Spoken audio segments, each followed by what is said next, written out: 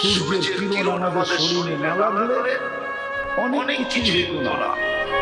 তদ্রূপ আল্লাহর রহমত যতক্ষণ পর্যন্ত আমাদের উপরে না হবে, যুবকের উপরে যদি রহমত না হয় তো যুবক ফুটবে না, পুরুষের উপরে না হলে পুরুষ ফুটবে না, নারীর উপরে না হলে নারী ফুটবে না, জীবন কেটে যাবে, ফুটবে না।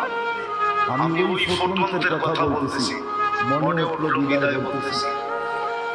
লাশ জারি হোক, যুবকের হোক আর বৃদ্ধের হোক, নারী হোক আর পুরুষ হোক, ধনী হোক আর গরিব হোক, রাজা হোক আর প্রজা হোক, রব্বে কাবার কসম, জীবন যদি ফুটলো তাহলে লাশ কবরের পাশে নিবে আর কবর সেলুট দিয়া বলবে, ইদান উহাব্বিলু লাকা বাতনি খাবরা, ইদান উহাব্বিলু লাকা বাতনি খাবরা। তোমাকে রাখতে দেরি, আমার পেট সবুজ শ্যামল হতে দেরি হবে না। ওয়া ইউহাব্বিল জিসমাকা নূরা, তোমার শরীর আলোকিত হবে। ইয়াসআদ রূহুকা ইলাল্লাহ, তোমার রূহ আল্লাহর সান্নিধ্যে চলে যাবে। তারাল জান্নাতা গুদুওয়া ওয়া আশিয়া, তুমি সকালে জান্নাত দেখবে, বিকালে জান্নাত দেখবে।